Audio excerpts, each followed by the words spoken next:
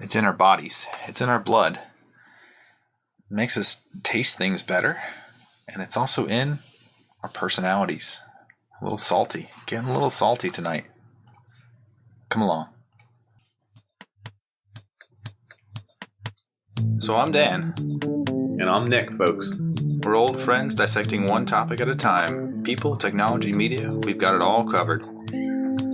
Each discussion here is a deep dive into our unique perspective. The taboo, forbidden subjects, they're all on the chopping block, baby.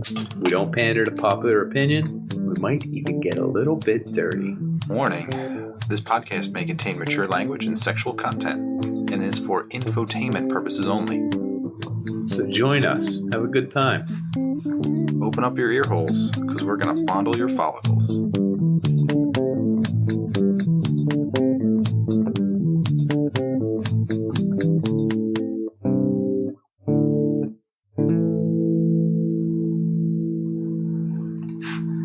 Welcome back. Ooh. Damn, don't I love it. You do. I know you do. Feels good. Feels so good. Right here. In my heart. Yeah, it doesn't feel so good right here in my throat. Oh, sore throat, man. Yeah, you know what the solution was? You gargle some salt. Is that true? Hot water and salt helps a little bit, breaks it up. Nasal drip, whatever's going on down there, flushes it right out. It dries it up. It dries it up. Is it drying it? I thought it was more like it was. No, because like mucus is wet and stuff, and I think it binds to it. It sucks out the moisture from the mucus. There you what go. You're saying. Dries it up. Yeah. Okay. What I dries said. it up. Yeah. That's what I said. Today we're going to talk about salt. When Dan texted me that the episode was about salt, I did countless amount of research. Wow, you did. I actually did. I got really into this one. Where is it? Came out in 2010. Oh yeah, Angelina Jolie and yeah, correct. X-Man Professor. I don't know. How about Oleg Krupa? He was in that. That's a good one. Maybe that's the guy's name. Corey Stoll. He was in there. Daniel Obritsky. He was good. Another little girl got her start. She's like 12 years old. I actually didn't write her name down. Then I wrote down the synopsis because, where are we going to start with this? If we're doing salt and have the whole episode. Curved bullets, and that's the whole point, right? No, that's Wanted. Oh, that's Wanted. Oh, shite. I researched the wrong movie. 2010. Yeah, well, this is going to be a bad episode. CIA agent goes in on the run after a defector accuses her of being a Russian spy. Now, do you remember? Yeah. Yeah. I got 6.4 out of 10, I would say, on IMDb. Yeah. Is that what it got? Cool. Yeah. That's what I thought. Above mediocre, I think. Did you know it was also... it got an Oscar for Best Achievement in Sound Mixing, 2011? Best achievement in achievements? Well, because that's ridiculous. It also didn't win. It was a finalist. Oh, nomination. But I just wanted to point it out. It was pretty important nomination. I don't remember the sound in that movie at all. Neither do I. But never does. So that was it. We're gonna do salt. Yeah. Did we do it? All right. I think we did it. Oh no, we forgot. During the chase scene that takes place in New York, in the background you can see a sign that says Silver Cup Studios. That's the name of the production team that made salt.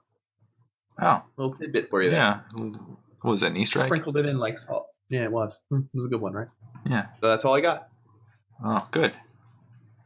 Oh, also, it won the Taurus Award in the Stunt Awards, which they have every year. This is in 2011. The Taurus Award is for the best overall stunt by a woman. The Taurus Award, which is a bull, is the best woman stunt. It might be related to someone with the last name Taurus. I was thinking maybe like a woman stunt or stunter. Shout out women stunters. Did you know Angelina Jolie did almost all of her own stunts for this movie? I don't remember her actually. Nothing stands out. She jumps out buildings and like out of a helicopter at one point, I think, and like she's doing crazy flips over like stairwells and everything. So she does do a lot of active stuff. The awards were created by Dietrich Mastwich. Yeah, that's the guy. Yeah, the founder of Red Bull. Oh, Taurus Awards. Yeah. that's kind of cool too. Because remember It's the they had Stunt that Awards. whole highest stunt jump ever out of a plane without a spacesuit. This is like I think, 5 years ago. I 6 think years so, ago? yeah. Yeah. I wonder if that guy died. Probably not. It would have been in the news. Probably went pretty regular. Shout out Red Bull. Damn it. There's a story there. We're going to have to come back because it's going to be a clarification. Remember, Dan, there's a story about two guys that tried to go out of this world. But shout out Red Bull. That's all I'm Didn't saying. work out for them. They froze. He hates when I have sponsors. Yeah. Counter sponsors. We're never gonna get sponsors, guys. We're never gonna get sponsors. Don't worry about it. Isn't looking good. So that's all I had for salt. We're done, right? Good. And then I thought, how stupid would it be to do a whole podcast on the movie Salt 2010, Angelina Jolie? Yeah, because it's already been done and done better, right? No. I think this is already the best Salt podcast there's ever been done. We're only 8 minutes into the episode. Wow. What I started doing is my research on what you probably meant. The strategic arms limitation talks that happened between the U.S. and Soviet, also known as the SALT. SALT 1, 1969? No. SALT 1, 1969. Okay. They wanted us to stop with the nuclear war. And then there was a SALT 2 in 1979 that really caught my attention. And we can get into that. I didn't know. Is that where you wanted to go with SALT? How many salts are there? Is it ongoing? Just two. So they ended? Both of them? No, they actually turned it. One became the anti-ballistic missile treaty. Do you remember that one? Good one. Yeah, I do actually. Yeah, one of my favorites. The other one became like an acronym that had a lot more words. It was like strategic arms lowering the amount remnants talks. So it was like SALARTY or something. I don't know. So they stopped calling it the SALT. So things spiraled out of control. I only recognize canonically SALT 1, 1969, SALT 2. Canonical. The canon. Going to the canon. What canon. other versions of salt did you look up here? Just different uses of the word and where it came from and all that. That's all. Oh. I'm not going to get into it. I think that's it. Now we can get to the meat, the crux, salt of your earth. So what's the other salt? What did you want to do research on? NaCl? Here now. Is it NaCl? Yeah. You didn't notice? Yeah. Tell me you noticed. Notice what? NaCl. Table salt. Yeah. Sodium chloride. Do you know it's the only rock that we eat? Is that true? Regularly, yes. I mean, you could accidentally eat whatever rock you want, right? A little dust. Rock. You can eat some soil. Yeah. That's sort of going on. Purposely, though. Kind of weird. And did you know almost all salts, if we're talking from a chemical, biological standpoint, do you know what a salt is? An ionic compound? Yes, it's when a base and an acid meet, and that's kind of their leftover. Usually it's one of the first two rows from the periodic table. If you're looking at it on your left, combined with like the ones where they get normal again. Like there's that whole middle section. Getting sciencey here. Yeah, I was a bio major. But one of the metals combines with one of the guys in the first two columns. So like NH3, that's a base. That's a stupid base. Is that ammonia? That's a base. NH3? Yeah, it was. Yeah. If you combine some kind of ammonia hydroxide? Yeah, some kind of hydrox something. We're going to get corrected. You're talking about... with HCl, hydrochloric acid, you get NH4Cl. Is this caustic soda? Yeah. Did you read about this? Actually. Yes. No, but I know caustic soda combined with hydrochloric acid will leave you with water and salt pretty much, right? Yeah, except the caustic soda was used by, I think, John Dillinger. We talked about this to remove his fingerprints. It melts your skin. And I was like, I remember this. Let me reread this. Apparently, in the middle of the page, it says, if you stick, like, livestock in a drum of caustic soda, it will turn them into just bones and this brown-looking liquid. So it will dissolve them entirely because it dissolves tissue. Caustic soda. Why livestock? That's the example Okay, they I'm used. curious. I think they used a cow, and I was like, they used it for Okay. dissolving cows for some I'm down odd with reason. that. That's fine. Scientific theory, what if we put a whole cow in there and the raptors just go crazy and And the fat kid is still scared. I know. yeah, Liam Hemsworth. That's it. Yeah. It's almost always a crystal compound. It has a very crystalline structure. You may recognize it. It's often, not always, white. Mm-hmm. There are yellow salts, blue salts. There are red salts. Oh, pretty, very pretty. It's not Himalayan. always just salt stuff you have in your thing. We're going to get into a little variety. I'm going to show the audience. Good. But it's a mineral. It's a compound. It has no net charge because it's an ionic bonded compound. Yeah. Sweet dealio. Is that important? Because when it pops apart, it starts ripping other things apart. It starts to bond to different things. I think that's part of the reason why your taste buds act differently when you have salt. Because you have a... They do. Yeah, you have... I was going to save taste for the end. All right, we can push it back. Because I know you're going to want to get into your special meats and you're going to want to rub stuff down and you're going to taste things. That's how Dan gets after he has a couple drinks in him. So I was just going with my Chem 101, Sir Humphrey Davy, 1807. He's a friend of the podcast. I don't know if he's tuned in right now. He might be... Sitting in a bucket of caustic soda right now. He could be. Possibly. He was the first one to actually physically break down salt into its base components. Did he just like... Sodium chloride. Did he did what, electrolysis? Do they have electrolysis back I then? believe he did. Yeah, Wow. He actually was the proponent, the beginner of electrolysis. And when in doing so, he was like, wow, it just turns out to be chloride and sodium, which are like, or what's that name? Jesus. Yeah, sodium. Yeah. But he said these things are pretty useless.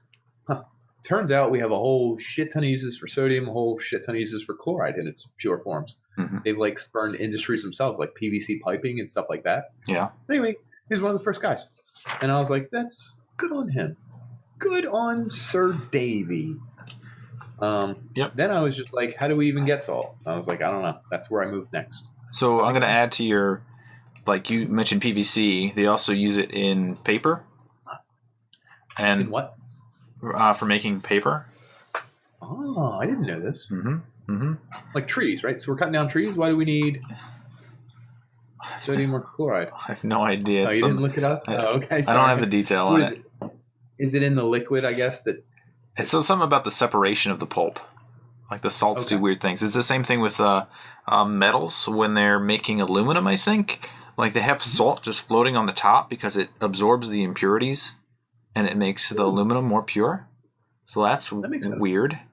Makes sense-ish. Yeah. Plastics, I don't know how they use salt in plastics, but they do. I did read that salts are involved in plastics. Salts are involved in everything. It's kind of like the water of the physics world. You know, water does like everything. It's solid. It does crazy stuff. Well, salt is kind of like the anti-water, but it's also water soluble. It has like millions of uses. It's willing to trade electrons with anyone. It's like willing to get down with anyone. It's a slut. Salt is a slut. Yeah. It's also... shout out. I'm going to just go through like two more things. It's called a mordant. Mordant, ever heard of that one? It's so that's a dye fixative. So for coloring on clothing, somehow it helps coloring bond to different things. Probably because it has the two ions that kind of force things together. Makes sense to me. That's how I'm going to use it. Sure. And then saponification. Saponification is how you make soap. Fatty acids. Fight Club. It's actually we're talking Fight Club. Fatty acid salts are soap. That's cool. We're selling rich people their own fat asses. To quote Brad Pitt in Fight Club. How did they get the fat to begin with? I forget. Liposuction. They were stealing it from a liposuction place. It was human fat. Oh. So that was ironic. Then they were turning it into fancy soaps and selling it to rich people who are the only ones who could afford liposuction. So it's sick. Hence. Beautiful. Yeah. Beautiful. Gorgeous. That's awesome. And we're going to get into some other uses for salt and like what it does to the body and stuff like that. But I wanted to just real quick get in. Where the hell do we get it from? It's in the ocean, right? Yeah. 3.5% salinity. Nice. I like that number. I didn't get that number. That's a good number. That's a solid number. Your blood is also salty. So it's everything. Yeah. Yeah. You're like a salty blood thingamajig. Yeah. To use technical terminology. There is a lyric in a song that your blood is salty like the ocean, but it's actually not. It's a fraction of what the ocean salty is. like we kiss. Right. So no, that's the lyric. That's a different lyric? Is that how? Mine's Ocean's Dirty salty? Heads or Talking Heads? No, mine's Ocean Breeze Salty. I think it's Modest Mouse. But your blood is 0.9% salinity. Interesting. I didn't know that. Mm-hmm. For a long time, I thought it was the same because of that song. Yeah, almost. 0.9. So, where do we get salt? And it's not just the ocean. No. They mine that shit, folks. Did you hear that? They mine that shit, folks. That's what they do. How? They have big old tractors and shit that go underground and do all sorts of crazy shit. That's one of the shit. I apologize. They have tunnels, at least in the UK place I was researching, 140 miles of tunnel. And I was like, whoa, it's pretty that's big. a lot of tunnel. Now, I'm sure they're mining other stuff, but they're mining salt while they do it because this is a naturally occurring thing in the Earth's crust. I mean, you can get it, you find it, you bring it. It's very raw. It's mixed with a lot of other stuff. There's another way to do it. You can literally flood a salt cave with water and then suck all that water back up with a vacuum. And they place it in what are called, evaporating vessels. They're like, we talked about distilling the one time where it was like one tube and you boil it and then you collect all the evaporation and then it goes to another tube. They do that for salt collection too. So it's like because you're getting salt every time and you're getting less and less and less salt. Yeah. So you bleed out all the salt and you got it, baby. It's boom. Exactly. Because when water evaporates, it leaves behind the salt. Water's going, I'm hydrogen, oxygen, I'm floating in the air. Salt's like, I can't make it. I weigh too much. So it's stuck wherever you're evaporating it.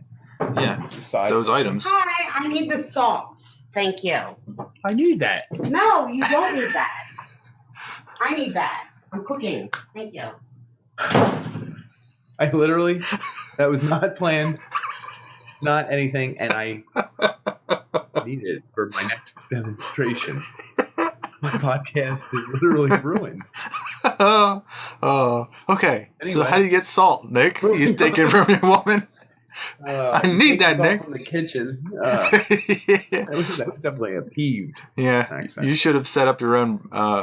What's called a bricktage. A bricktage is the vessel they use to evaporate the water to get salt from. In a way, she's actually rather clever if you think about it, because who would think that I brought the salt down for the podcast? Yeah.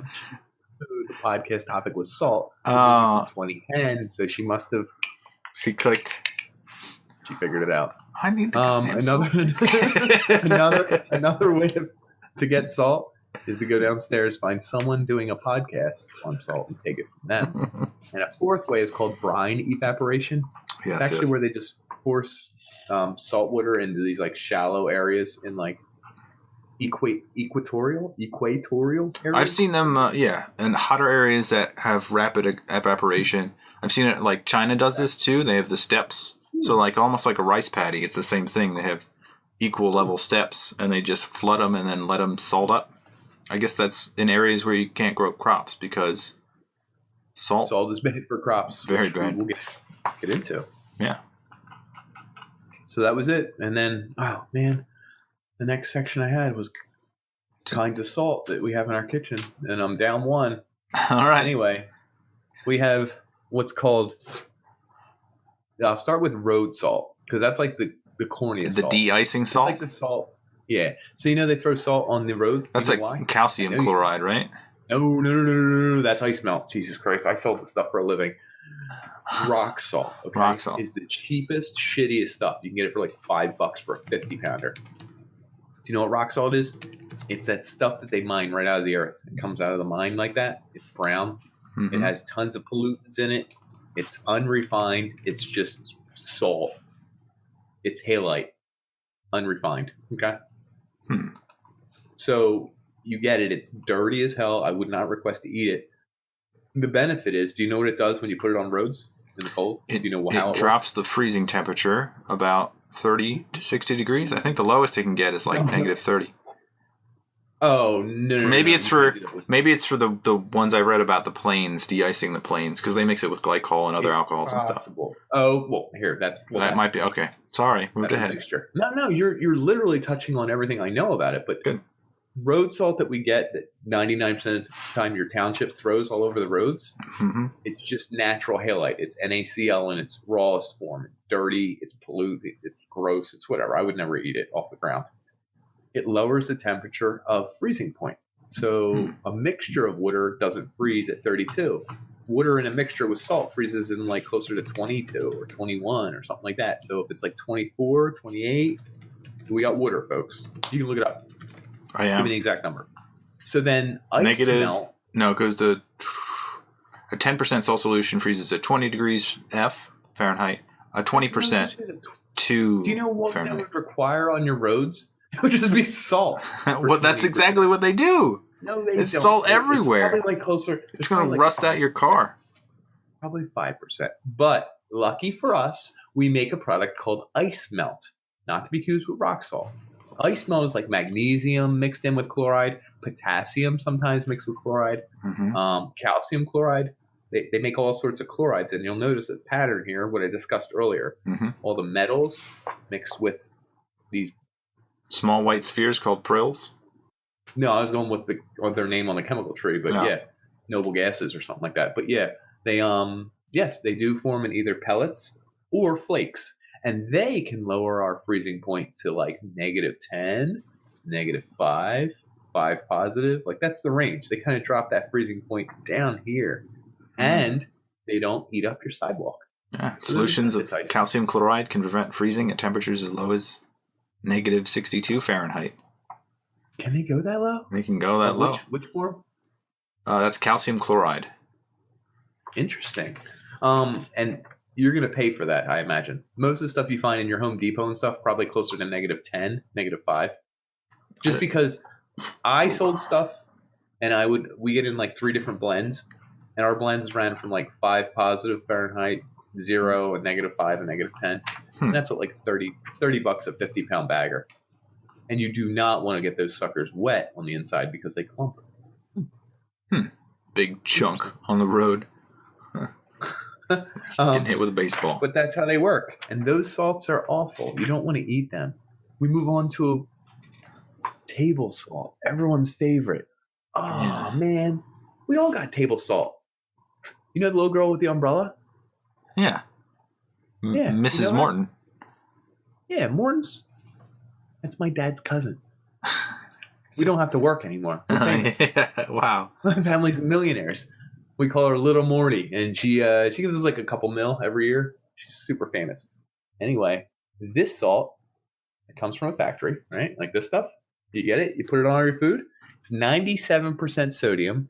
It's refined, and it's actually mixed with anti-caking agents. Ooh, sounds delicious, doesn't it? Because otherwise it would clump because of the moisture in the air. Which is what? Usually a sugar, right?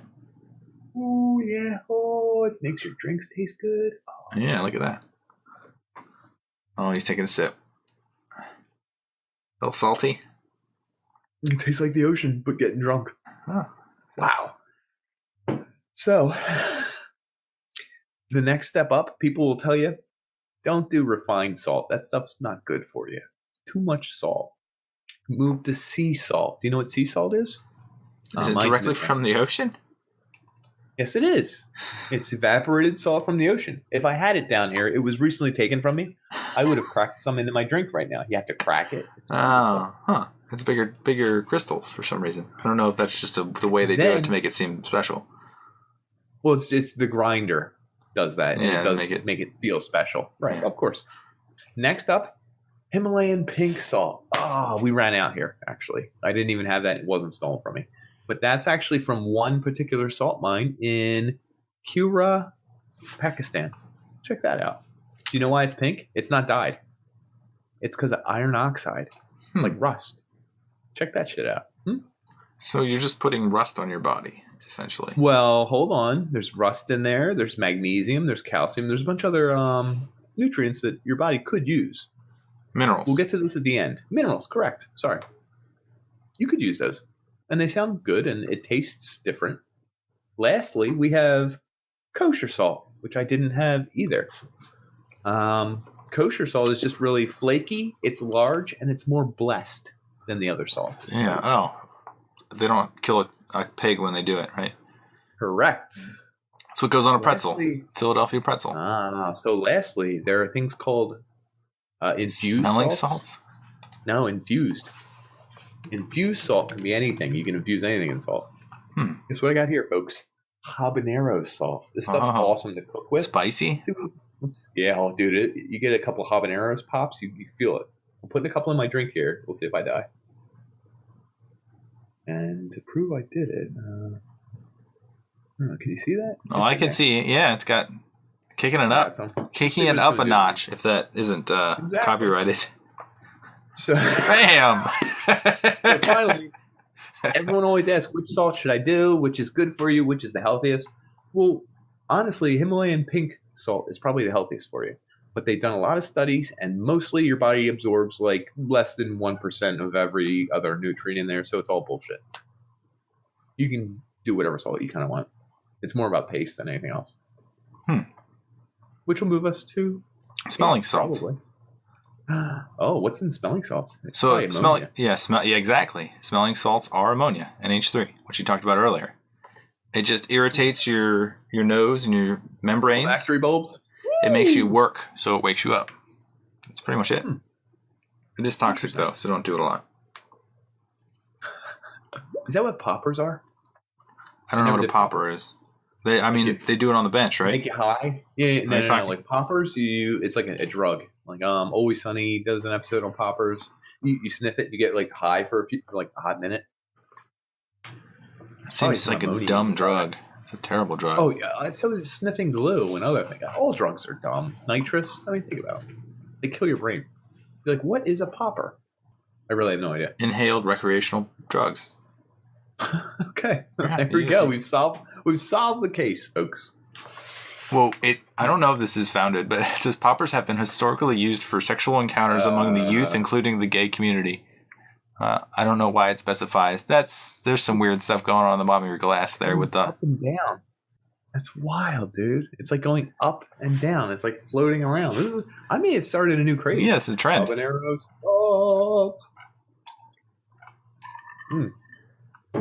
Yeah, so don't do poppers. Don't do drugs. Sure. Poppers seem like they're terrible drugs. Do you want to move into taste or how your body uses salt? I want to go into the history, actually. Oh, okay. So you going to like 6,000 BC? Yeah, actually. In Bulgaria. We were in the same thing. I had China, but okay. Well, China does it too. Okay. So there's back then, I guess they didn't have ice, they didn't have refrigeration, they didn't have ways of preserving food. My man, you're absolutely right. So they had to salt meats and fish to keep them cured. And why would they salt them? It absorbs all the water from the fish or the meat. Oh shit, folks! And you got another one? It kills bacteria. Oh shit! Oh my god! So that's wild. So it keeps it fresh without refrigeration. So before refrigerators, we had to put salt all over our stuff to kind of keep it from spoiling and going bad and getting nasty, right? Yep. So there was actually a town in Europe, in Bulgaria, called Solnitsata, which I think actually means salt mine. Did you come across that there's like 14 cities over the world that are called City of Salt, but in that language? Oh, yeah. Well, they said it was like the start. Well, I didn't read that much about it. Maybe the first. Maybe the first. That's fine. But it was like the first sighting of like an actual city. Like the first city that was ever made in Europe was dedicated to getting salt. Mining cool. salt. That's awesome. It's kind of an insane thing. That you, like, in order to travel and preserve food, imagine you being like someone who's just showing someone like you can preserve food in salt. And you like pull out this like stick of meat and they're like, what? Like you've just been traveling with that? And then you cook it up, you make it nice and hot, and then you give it to him and he's like, shish kebab, this is delicious. Shish kebab. Give me some of that. And they'd be like, Yeah. They did say that I don't know if it did say dubious comment, whether it's questionable though, but they said it's worth its weight in gold back then. You could trade salt for gold. It definitely was one of the more important trade ingredients. I think it almost became a currency in some places. Mm-hmm. Do you know that's why we have salary? It's based on the word salt. It is. Really? Yeah, back in Roman times, the Romans who were worth their salt. This is the joke that led into the next comment, so I stole it. Yeah, go very ahead. funny. Go. Any Romans who are worth their salt were actually paid what's called a salary. Well, I forget what podcast or YouTube video or something, but they were like sal, which was the Latin for salt, I think. S-A-L. Is that what it was? Anyway, so that's why salad is also based on the word salt, and salary. Salad, because you would add salty something to it? You add salt to every greenery, whether it's dressing, salt itself, or whatever. Okay, so that's another thing, is that vegetables that were grown contain no salts. So like a human being is salty, as well as animals are salty. So if your diet consisted of mainly animals, you were okay, because you were absorbing salt from their meat. But if you're eating a vegetarian diet, you needed to get salt from somewhere else. Hence the salad, you'd add salt to your vegetables. Interesting you say that. We'll get into something later. Although, did you know you need 6 grams of salt a day? For your body? For the necessary functioning of... I didn't want to get into our body yet. Okay. Back to that. You can wait. Back to that. You can wait. But anyway, salary. They would give the soldiers their pay, and they would go and buy their allotment of salt for the month. Because it wasn't cheap. It was like something you had to buy. It was like buying refrigeration, essentially, right? Yeah, that's almost refrigeration. It's almost biblical in a sense. So they had salt. Of salt. Yeah, Oh, yeah, they had that one woman that was never named leaving Sodom and Gomorrah, right? And she turned around, and they turned her into a pillar of salt. Hell yeah, that's like pillar of gold. Bitches, we gonna turn you into a pillar of salt. Or like salt. I always thought it was salt of the earth, but I think it's salt on the earth. The religious salt of the earth, isn't it? I thought it was like I kept reading this, and I the interpretation was completely wrong from what I previously understood. That like God. I don't know if anyone's following the podcast right this second, but lists usually turn them off. Salary, salad, worth your salt, salty, salt in the wound, salt of the earth. So wait, salt in the sky. Talk about that. Like salt. We'll do salt in the wound or salt of the earth. Which one do you want to talk about? Do you know if you salt the earth, nothing will grow there, and we will get into that in a cellular level later. Okay. But I mean, that's what happens if you throw a whole bunch of salt in an area. It's very salty. Yeah. Plants don't grow there. So the earth and salt. It doesn't. Yeah, it does not work well. Usually, if you conquer people in the olden days, you would sow their fields with salt, so they couldn't live there. They couldn't grow their own foods. You'd be screwing them over. You salty? You salty, fam? Yeah, that's what I'd say. Just rub it in their faces. Worth one salt. An old saying was to take bread and salt with someone. That meant you greatly appreciated them because you paid all your money for all your bread and all your salt. If someone was below the salt, they were like lowly, they were dirty, they were nasty. And this is my favorite salt term. It died in the 16th century. I think someone tried to make it happen, like Gretchen tried to make fetch happen. Some people tried to make salt.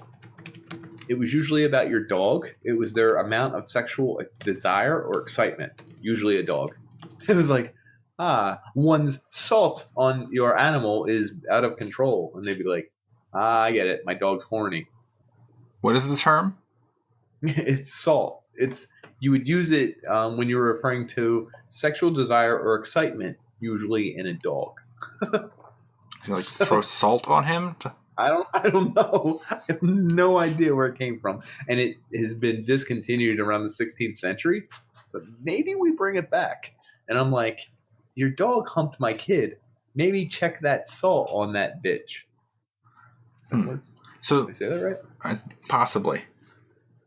So the scripture verse that comes from salt of the earth is, you are the salt of the earth, but if the salt loses its saltiness, how can it be made salty again? It is no longer good for anything except to be thrown out and trampled underfoot. So I always thought salt of the earth meant like you were like lowly, like you were part of the earth. We've come to change, I think, the definition of that term. I think. Well, from this scripture, it sounds like God is sprinkling the earth with humans and making the earth taste better. We are making it spicy and salty. Yeah. Yeah. Oh, I could just see him just like, Whoa. what's that guy? Off, he sprinkles the salt and Salt Bay. Oh my God. How did Salt Bay not come up today? He licks that salt, baby. Salt Bay. I could see God doing that. Oh yeah. And did you know most of Oh, go ahead. Salt in the wound. Yeah.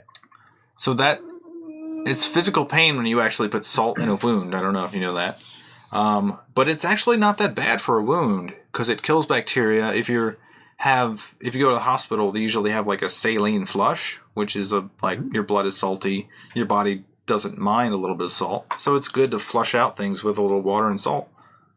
I agree with that. So salt in the wound is actually not that terrible a thing. It just feels bad.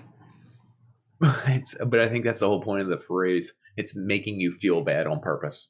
I don't think people are being nice when doing salt in the wound. By the way, this habanero salt is still dancing. Getting friskier. No, it died down. But I'm finishing my drink here, making it beautiful. I need the salt. I'm making dinner. Oh, she was mad. She was pissed. God damn it! And I literally would have been done by now. Can you imagine she showed up now? I'd be like, here, have this, babe. I don't need that. Anyway, I'm tired of your shit. Women are salty. Women are salty. That's all it is. Yeah. So moving on, something we touched on was that salt became important. Salt was like important in our first cities, our trades.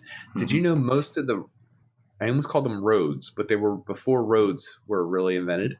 There were animals that would go to great lengths to do salt licks, like elk. So the salt roots, developed into roads. They became roads. Hell yeah! So salt was pretty important. It was like the most important spice. Yeah, I think you were mocking me for like salt. Like really? Well, you pick salt as a topic, and it's like, whoa, wait a second. I mean, in defense, I thought you were talking about the 2010 movie Salt, which was also won a couple of awards for best stunts in the 2011 stunt. This is like probably the Red Bull thing. They did win 2 or 3 other awards for Taurus stunts awards. in that. Okay? It wasn't just the Taurus award. Okay, they won other ones. So they also were the only action movie ever nominated for best sound mixing that didn't get nominated for best picture. So wow. I'm just saying, you really were shitting on the idea, but I'm telling you, there's a lot going on in Salt 2010. So the salt that she took, was that an iodized salt? Added iodine to it? This is iodized. You know why? You know why? Do you know why? To fight mental retardation, to fight words I used in the thing. It was in there. I don't know how factual that is. It's to help to fight certain diseases. So there's like goiter, and then there's like hypothyroidism, which affects your weight. It's the balance of, I guess, like not water weight, but like if your thyroid is out of whack, it makes you actually physically fatter. Thyroid or super skinnier. Yeah, it's just weight gain and loss. My mom, check this. This is one of those crazy stories that no one believes, or sort of believes, or everyone believes, or it's coincidence. My mom was dropping off my dad. She may have drove him to a doctor's appointment. It was one of those Chinese doctors. Like, what is wrong with you? Like, you know what I mean? And they're like, my dad was trying Eastern to thought? back pain. Yeah, yes. Thank you. Eastern home remedies. Thought. Thank you. That's, yes. But they were like, he had back pain and neck pain and shoulder pain his whole life. And as my mom dropped him off, she's waiting in the waiting room, and the receptionist, who is the doctor's wife, was looking at my mom. She's like, you have goiter. You have a problem with thyroid. And my mom was like, thank you. I'm here for my husband. I'm just dropping off my husband. He could see it? Like he could... The doctor's wife, who was the receptionist, said this to my mom. So she didn't think anything of it, except that she was losing a lot of weight. Like a lot of weight. And like something was going on. She went to the doctors. Turns out her thyroid went bad, and that she did have something, and that woman was absolutely right. And my mom had to have her thyroid radiation. Yeah, radiation. It's an interesting thing because the thyroid, like iodine, would be a radioactive in certain forms. Yes. So they would give iodine. Yeah. They would give iodine to people prior to working with radiation so that the radiation wouldn't fill your thyroid with radiated iodine. So maybe they like flushed out. Do the opposite. I don't know. Maybe they did the opposite, dude. Maybe they radiated it. Either way, shout out that doctor's wife and shout out my mom. Big fans of the podcast, both of them probably. So the other mention was cretinism. Cretinism? It's the mental deficiency one. Yeah, it's a mental deficiency, deafness, squint, disorders of stance and gait, and stunted growth due to hypothyroidism. Is it legit or is it like more? No, that's legit. Mm-hmm. It's also a result of intermarriage. But shout out intermarriage. I mean, everyone's got some. I mean, we all come from the same place, right? Moving on to how our bodies use salt. Yeah. So how do we use salt? This is a very important thing. So salt is a controller of freaking time. Moisture, it's right? Awesome. Fluid. If you have too much salt in your body, it absorbs too much liquid, right? Ah, you're talking about osmosis, baby. Yeah, exactly. So osmosis goes from less to more and more to less.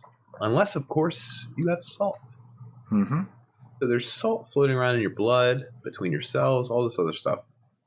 If your cell is dehydrated, it may take salt into its membrane because water will come to it, attract to it, and bind to it. Mm-hmm. So by taking salt into it, it's pulling water into it. That's how you can overfill. Problem is, if you have too much salt in a cell, it overfills. The cell walls get pressured. Yeah, the same thing happens with there's too much salt outside of the cell. All the water comes rushing out of the cells, dehydrates things. This happens especially in plant cell walls. You salt plants, guess what? All the salt's outside the cells. All the water will rush out of the cell, cell walls, and they don't have enough water to live.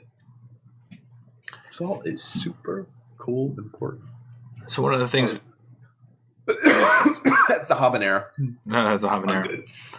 Yeah, definitely. So like, one of the leading causes of death, since we covered this already, is that heart disease. Heart disease can be caused by too much salt in the diet, which rarely anyone ever talks about. It's like because your body's taking on so much water that your heart is fighting your body's own immense amount of water in it, and it's working harder. So over the life, if you're eating too much salt, your heart's going to fail eventually. So cardiovascular disease is an effect of too much salt. But if you have the right amount of salt, it's what? An electrolyte? Key word right there? Sorry. Jesus Christ, the habanero is really working on me. Yeah. So salt in water has this weird property where it helps actually transfer electronic impulses, correct? Yep. So guess what the brain, the nervous system, and a bunch of other systems in the body work on? Electronic pulses. Yeah. It's called an axon, right? So our body needs salt to communicate, especially along the nerves and the brain and all the other stuff. So we have just tiny bits of salt. We sprace out through the whole body, put them up here, put them over here, put them in the nervous system, and we need it to communicate faster. That's how we communicate so quickly throughout the body, throughout the brain. We need salt. I actually did a test on this. So there's like earthworms and squids. They have larger nerves than most, so they call it a giant axon. And you can actually measure the wave of ions, salts, moving across the nerve stimulus. So you can watch it as it flows. And it's a weird, like the way a cell works is almost like Kerplunk. Have you ever played Kerplunk? Yeah, you pull out the little... So you have these like gates that have these kind of like Kerplunk style things to them. What are you thinking? Oh, he's going to fold a piece of paper to try to get it? No. Does it say Kerplunk on it? No. It better say Kerplunk. I'm going to say it says Kerplunk. Even though no one can see it. I can't read that because the focal distance is too far away. Fat, Na+, positive ions, osmosis, and something about depletion. So, check this out. The reason water isn't just constantly flowing in and out of things is because all our cells are made of lipids. They're like proteins that are hydrophobic. They don't like water. They're battling the water. It's like two heads with tails going out here, and the water can't get in. Yep. Water doesn't just cross. Your these entire membranes skin is that way. Yep. All of your skin is that way. Almost all your cells are that way, I think. The thing is, every so often they have these tubes where different things can come into the cell. Yep. Well, guess what? Salt is super important. Salt's floating around your blood. It's floating around your body. Hey, we need salt bad. As salt passes, sometimes it can take an electron, I believe, from the... It uses the ionic... I think it's potassium, actually. It might be Na and potassium. And then somehow it like changes the formation of the gate. Membrane. And it like shifts it, almost like you're like shifting like a bunch of rods in the kerplunk and like morphing them. So they like change from like one key into another key, and as they're changing, they're letting things pass through them. And it can do it both ways, pump in and out. Exactly. So what your body does, it uses salt to get stuff into the cell like real quick. Like, yo, we need more K. I need more potassium. I need more. I'm making stuff up at this point, but I need more stuff in here. Well, ions, we need something not electronically charged, but has electrons to give. I think I said that right. I don't know. So we use salt to cross the boundary, and it changes the formation. Or vice versa. If we need salt to leave or something to leave, we throw salt out. And I think I'm mincing words here, but you get the idea, folks. We gotcha. Use salt in our goddamn bodies. It makes this stuff work. So the one thing we didn't say was that like water will reach an equilibrium, and you kind of touched it with osmosis, unless you have salt, and then the salty side will absorb more water. So one of the common things is if you're stranded in the ocean, you can't drink the water in the ocean because it's too salty. It will absorb water into your intestinal tract, and then you'll lose water. So how do you survive on the ocean? Do you make a nice big tub of water with a nice clear plastic film over it and then evaporate it in the sun and drink that water? You could, but you won't make enough to survive. No, you're absolutely right. That's like this much water. There was somebody who survived, I think a typhoon hit somewhere around India, and they had somehow lived in like a crab shack that was out in the ocean, and they floated away. They said they filtered the seawater through like a piece of clothing to knock out some of the salt, and then drank it that way.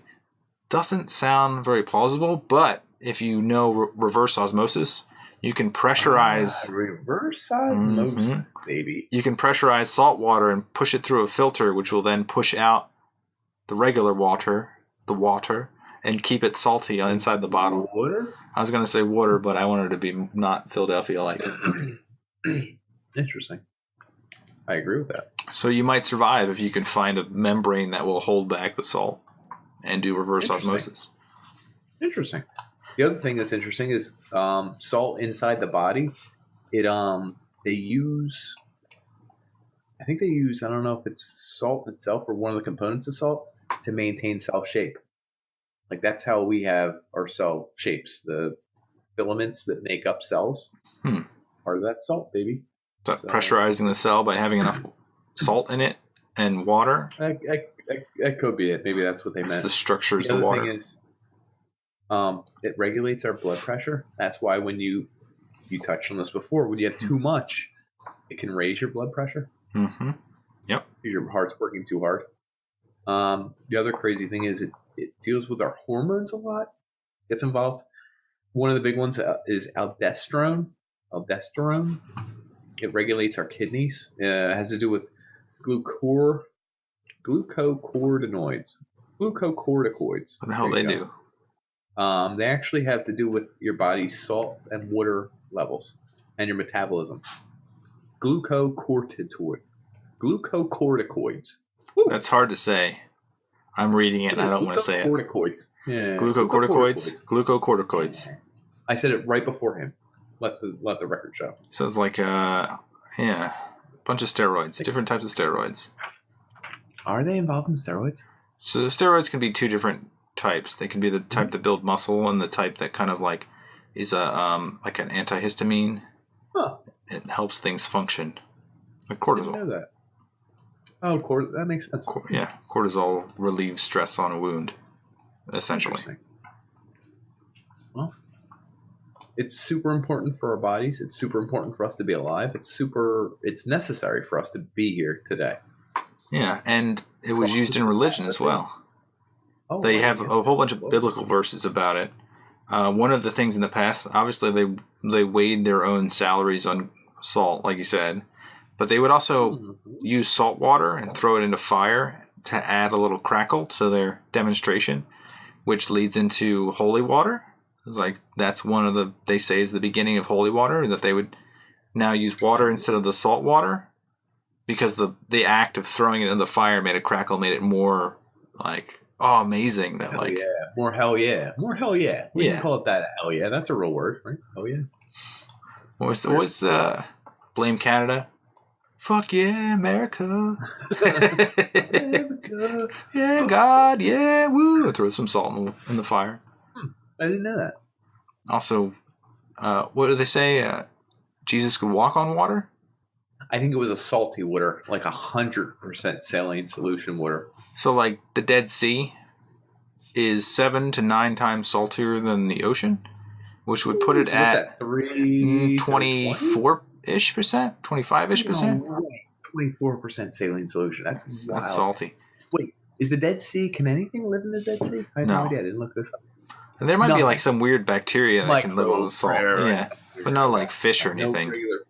Nothing that like I'm gonna look at this later. But so there's one reporter that was talking about going to the Dead Sea, and they said that you can't swim in it because if you get it anywhere in your face or eyes, it's very painful. They don't splash it, but you can also float. So if you get up to your waist, it starts to lift you up. So that's probably where the walking on water came from. And people can lounge in it and float without trying at all because it's super dense. But let it show that Dan's trying to disprove God. I beloved God. He's my favorite God. Sorry, God. Also, this is my bit of salt and pepper. Just a little bit. Podcast here. Yeah, right here, folks. Wow. Salt Bay. Salt Bay. Didn't he? The last thing he did was flip a burger or something, right? What was that? Yeah, no. Do you remember he dropped cheese from like the second floor onto the burger? I think I did it on the podcast. I can't remember. That's the problem with drinking. Well, yeah. Oh. God bless him. Someone said he has bad political views, so we should stop watching him. Which is, we could do a whole episode on what if your musical artist has bad political views? Like, should you stop listening to them? No, who cares? I just want the music. I stand on that. I know, exactly. But there comes a point where, let's say your favorite musical artist, who's not even your favorite, let's say he's like, you like him. Flat Earth. Makes good music. You're like, Flat Earth is true. He's cool. Sure. Let's say Modest Mouse. Let's say the whole group comes out in 4 years and says, we love pedophilia. Would you be like, not going to get that Modest Mouse tattoo? Like, you know what I mean? Take Led Zeppelin. Somehow they come back. Yeah. Yeah. God. And then they say they love having sex with kids. I'd be like this symbol exactly, which is tattooed on your back. Oh, this is exactly what it is. This is the moment And no, you're lucky because mine's a Celtic symbol of family. Okay. Father, mother, child. And that's what that is. I know it looks like the Led Zeppelin tattoo, but I love Celtic. It's to clarify. Just to clarify, this is... I would get another tattoo that said Celtic tattoo above it. Not Led Zeppelin. The Dead Sea is called the Dead Sea because it only holds small quantities of bacteria and fungi, but no organisms. It's fungi. I bought a sandwich at McDonald's today. How do you pronounce ARTISA? Artisanal? It was like art. I know, but like when I asked for it today at McDonald's, because I brought my kid to McDonald's, I was like, artisanal? And she was like, artisanal sandwich. Arsenal. And she said it and looked at it. And she looked at me in the eyes when she did artisanal. it. Through that shitty speaker that you can't even hear in the back. Artisanal. Like it's just like, son of a bitch. Like, damn, lady. You told me. So let's move on to the last part of salt. Is it even good in food? Like, is it good? Does it taste good? Is there a thing about that? I have no idea. So what actually happens? have no idea? Let's start with the first step. Bitterness? Do you know, kicks out before that? Do you know when you add salt to meat, when you add salt to foods, it kicks out bacteria, it kicks out just random elements because it's antibacterial, it's ionic. No one likes it. It doesn't play well with certain randos. Yeah. Well, if you have a steak, you're supposed to salt it heavily on both sides because it seals in the moisture. When you go to cook it, the moisture can't escape because of the salt barrier. From what I read, you're on it. But let's say you salt meat, right? Mm-hmm. Number one, while you're doing it, the salt forces out certain microbes and stuff that you kind of could care less about. They don't really affect the taste, but they smell. Really? Salt doesn't work well with the things that stink. So the stink comes out. So when you salt things, you can smell them better. Because those microbes are forced out of the steak into the air. And you go, ooh, I love that. So like you salt things and then it's like you're smelling them more because they don't want to hang out with the salt. No one wants to hang out with salt. The other thing that happens is the salt binds to the water, it binds to the muscle, the fibers, it binds to a lot of things. And when you cook, you can't cook off the salt and the water. So otherwise, if you were just cooking a steak without salt, you're cooking off a lot of the water. And you're losing a lot of moisture. You're making it tough. Yeah, without salt. With salt, the salt hangs out and it's like, hey, I'm hanging out with this water. Hey, I'm hanging out with this guy. It's bonded to all these people. And it's just hanging them here. It's like, whoa, we're all homies. Keeping them nice and tight. So you burn off as much as you can. Guess what? These guys aren't leaving. So there's more moisture. There's more flavor. And it's kicking out the smells. The smells are like, I can't hang out with this salt guy. He's awful. And they go right into your little nose. Yeah. So you smell the food. And that's one of the more important things. So when you're tasting food, you're smelling it and eating it. We all know how the nose and the taste buds are connected, right? Yeah. Did you want to get to the next step about taste buds? I know you love them. Yeah. So what are the different taste buds? There's... Give me 5. Hit me with 5. Bitter, salty, sour, sweet, and umami, or savory, depending on what... savory. Uh-huh. So what does salt do to those? I'll tell you one quicker. So there's five taste zones, taste buds, taste factors. Yeah, taste delicious. Some things. There are 2,000 to 5,000 taste buds on the average tongue. We won't get into super tasters. Did you do any super taster research? Good. Neither did I. Of those taste buds, each taste bud has 50 to 100 taste receptor cells. These are cells in the taste bud itself. The little lumpy sons of bitches on your tongue, those are taste buds. In each one, there's 50 to 100 taste cells. Okay, folks? That's a lot of cells dedicated to taste. Yes, there are. Yeah. And I think super tasters have more, but we're not going to get into those people. Super tasters. So, what happens is your body creates pathways in these little taste receptor cells. So sweet fits perfectly in this one. It's like, It's right on the tip. Fits perfectly over here. Yeah. I don't know that. I don't know that they're co-located. I mean, in certain areas they are. Check this. Wait, do you want to check this? Do you know you have taste buds in your throat, in your tongue, in the sides of your mouth, the roof of your mouth, the other side? Check that shit, huh, folks? I just blew your mind. That's a good fact. So certain chemicals, compounds, different foods can go into the receptor. Like it's shaped a certain way on the cellular level. Like a lock and key. Exactly. Yeah. So our body was trained to know where NaCl or salt tastes were. And ironically enough, of all the tastes, salt can overcome other tastes. You want to get into that? Did you do any of that? Yeah. The one, so I read a couple facts that when you first taste salt, it knocks out your bitter taste buds. So you can't taste bitter quite as well, but it enhances all of the other taste buds. So all the other taste buds are going crazy and like, oh, this is fantastic. Until you have salt, too much salt, and then it pretty much knocks out everything except savory. So you can only taste savory, but savory tastes delicious, like in meats. Meat, baby.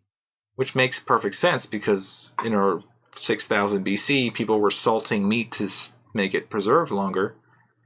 So we would pair salt and meat together, and that's how we taste things. So real quick to break it down, salt is often in salty foods. Savory, often unami, meat or like meaty or like that savory. It's hard to describe the words without the words. Sweet, candy, sugars. Did you know carbohydrates taste sweet? I was like, oh, really? Complex sugars. There you go. Yeah, baby. Bitter, like coffee, cigarettes, certain things have a bitter taste to them.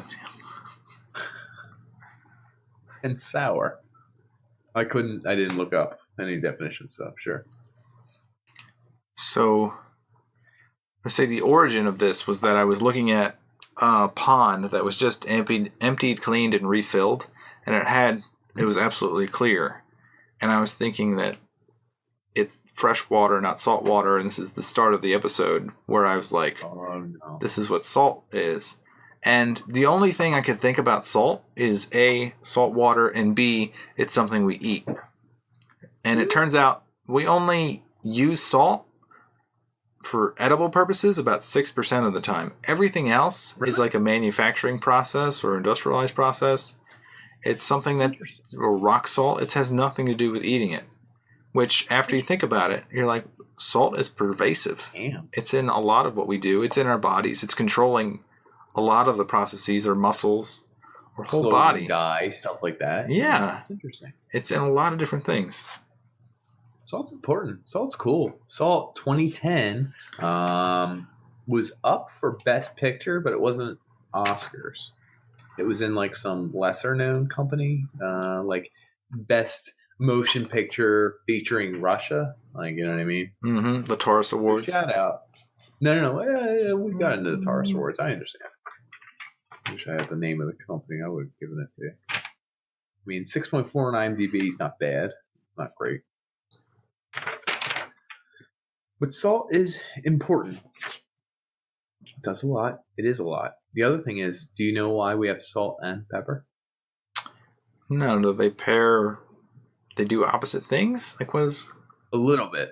Salt is water soluble. Pepper is fat soluble. Ah, that makes sense. Did you also get into this? Pepper for a while was one of the most expensive spices. Do you know why? Bullshit. Yeah. Apparently they came across some. It's only grown in the peppercorn flour, and you have to grind it as well. It's these ugly black little pearls. Yeah. Get it? Grind it. Boom, boom, boom. Salt and pepper, the biggest condiments we have. Exactly. Well, why are they every dinner table? You know what I'm saying? Yeah. Awful one to drink. That was ice cube. I swallowed. Okay, good. I thought that was a grain of salt you crunched. No, man. The other thing is to keep in mind is salt and pepper are white and black. I almost think it's a little bit aesthetically pleasing. Ooh, I can taste that pepper. So it's like diametrics of opposite sides. Like, hey, this is white. Hey, this is black. This is dark. This is evil. This is good. This is bad. The other thing to keep in mind, King Louis in France, the 14th, I think he was one of the predecessors of like food being done a certain way for certain people. He said chicken has to be done this way. He says we have to serve this way. Oh, you always have to have potatoes with this. Like he had rules about his food, which menu rules. Today. Exactly. And they pervade today. Now he was old as shit. I don't remember what year King Louis was, but which do you know what his rule was for most of his, I think 14th. His rule for seasoning most of his foods was a little bit of salt and a little bit of pepper, not too much. And so salt and pepper became like synonymous with King Louis. And so the 14th was in the early 1700s. There you go. My man set a precedent. The other thing is they claimed that the peppercorn flour, I wish I remembered where it was. I didn't write it down. had to be peppercorn. Had to be harvested by lizards that breathed fire, and they had to stop them, and that's why it was so expensive. And people believed it. This was like the coolest ingredient ever. So you got black and white. You got water soluble, fat soluble. You got the most expensive, beautiful thing that's been around since the dawn of time, salt. And this super expensive because it's lizard fireproof thing, pepper. So I think the two of them just form this weird dynamic where it's like, that's gorgeous. It's beautiful. And they also pair with most foods. I'm not going to downplay it. You find anything? Yeah, I'm just looking at the different types of pepper. And I didn't get into that. You have white, green, wild, orange, red, pink. That's wild to me. Yeah, it's crazy that this world is that diverse. God bless this world. Until we kill off all the other versions of it, and we're only left with black. Well, so that's what salt does. It's super important. It affects our food. Did you know salt moves slowly in a cold object? So, like, if you had a steak and you wanted to season it with salt and pepper, or salt specifically, you rub it all over the surface. It could take a full day to reach the middle of the steak. So that's why you have to season it way ahead of cooking it. Once it starts cooking, it speeds up reaction speeds. Salt can permeate to the middle of a food within 10 minutes. So I should buy my steak the day before, salt it, and leave it in the fridge. Yes, sir. Now you're figuring it out. There's another process called brining, which is like a saltwater solution. We do that to roasts. We got a whole chicken roast. Yes. There you go. Let it permeate. Could take a whole day if it's cold, right? But you do it, and it permeates. Delicious. It gets in there. Fantastic. Mm-hmm. It also actually physically changes the nature of the food. Apparently, it relaxes the muscle fibers a little bit. So they're a little looser. It's less tough. Huh. And then when they're cooked, like we said, it doesn't evaporate all the moisture. Some of the moisture is sticking around. It's remains like, hey, juicy and already has salt in it, which makes your taste buds enjoy it even more. And it's more tender. And smells are coming off of it. So all the good smells. Well, they might be bad, but we think it's good because it reminds us of the food. Right. True. What the hell is a good smell and a bad smell? Honestly, it probably has more to do with taste. I never thought of that. Our sense of smell is more tied to taste than our sense of taste is tied to smell. It's like a retrospect. Yeah. Right. Like you've eaten something that you like. It smells like throw up. Would you be like, throw up. I love that smell. It's always, you like smells that taste like food, right? And you don't like smells that taste like the opposite of food. Just something to think of. Yeah. Weird. Well, let's wrap it up here. Sure. Salt's important. We like you. We like you a lot. Good night, folks. Bye. What? Can you click? Did you hit it? No? Did you cancel? I did not. Freaking folks. I have my hands already here. Yeah. Salt? What? Salt of the earth? Celery? What other forms of salt? You had Lot's wife? Celery. Pillar of salt? Lot's wife. Lot's wife. That was her name. They didn't name her. We need 6 grams of table salt a day to maintain our bodily processes. Yeah. Osmosis? Ooh. What is the plural of pepper? Pepper. Damn, you got it. Tried to get him. Tried to get Dan. It didn't work, folks. Unless you have individual pepper kernels, then you'd be like... Peppers. You can say peppers. I can say peppers. Actual. I know you. And then we got taste buds, salting, preservation, brining. The other thing to think of is there's a scene where Angelina Jolie jumps in the cop car and she's driving a steering wheel and just steering around all these cops going backwards. That cop car didn't actually have that steering wheel, so it's a little bit of a faux pas. It's kind of a movie goof. Something to keep in mind. It doesn't let us ruin the movie experience because it's a 6.4 out of 10. And also 8 years old. 9, but you might if you're listening in the future. Electrolytes, osmosis, briquetage. Electrolysis. Hell yeah. Yeah. What was that guy's name? Oh, Sir Humphrey Davy? That's my man. Yeah. Hey, man, we can break these things down. Everyone's like, that's worthless. We're not going to spin off in 94% other industries from this thing. Salt. It tastes just good. Who needs anything more? I think that covers pretty much all of it. PVC. Yeah, thyroid. Muscle fibers. Salt and pepper. Water balance. Salt and pepper's here. Dun, dun, dun, dun, dun, dun, dun, dun. I don't know if it won any other Oscars, but Salt, great movie. Folks, I can't believe you stuck with us for Salt. It's like 9 hours of Salt. Yeah, Dead Sea. We like you. We like you a lot, actually. We do. Thanks for tuning in. Semen is salty. How do you know that? I didn't stop it yet. How do you know that? It's a fact you read? I just know it is. It's literature. Okay, folks? Nature versus nurture. It's just inherently, everyone knows that, right? Everyone knows that. Moving on. Thank you for joining in, listening, and being a part of us. If you donated more than $100, you'll get the behind-the-scenes footage from this episode, which is crazy. Yeah. Drink your pineapple juice.